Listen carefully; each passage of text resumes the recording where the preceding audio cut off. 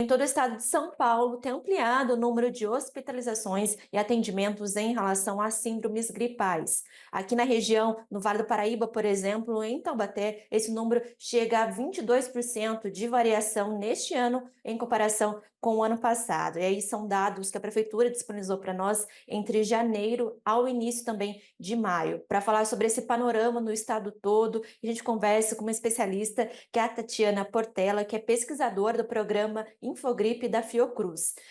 Tatiana, para falar justamente sobre esse crescimento, né, em comparação com o último ano, quais são os fatores que podem ter levado, né, a esse panorama deste ano? Uma boa tarde.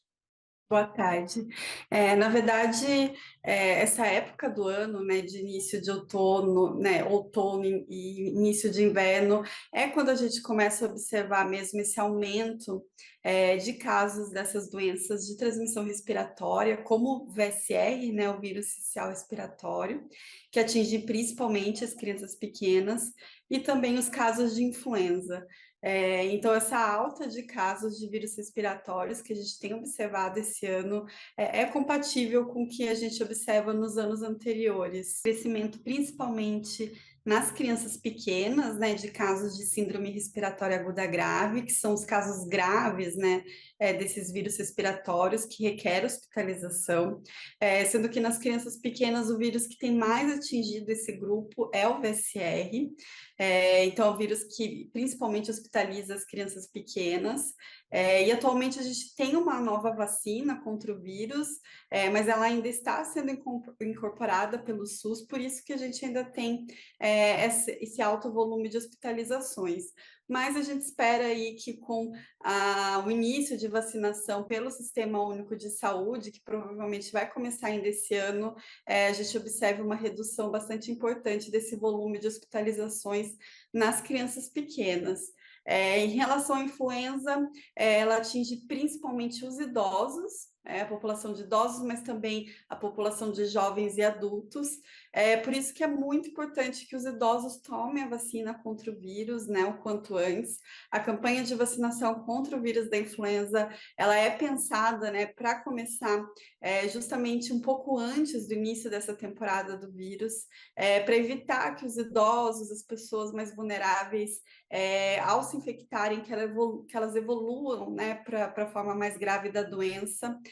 Por isso que é importante que esse grupo se vacine para a gente diminuir essa carga de hospitalizações.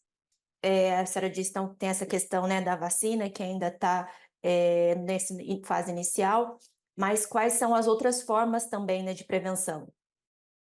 A gente tem algumas medidas, né, que podem reduzir as chances de se infectar por esses vírus, como o uso de máscaras, principalmente em locais mais fechados, com maior aglomeração de pessoas, com menor circulação de ar, que são ambientes propícios, né, para a transmissão desses vírus respiratórios.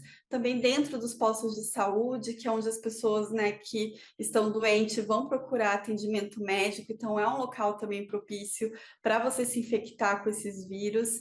E também, caso a pessoa tenha algum sintoma de gripe ou resfriado, se ela não puder fazer isolamento em casa, né, para evitar transmitir esses vírus para outras pessoas, a gente pede para que ela saia de casa usando uma boa máscara, né, vá ao trabalho usando uma boa máscara, mesmo que não seja um lugar com muita aglomeração de pessoas, é importante que ela tome esse cuidado para não infectar outras pessoas com esse vírus que ela se infectou.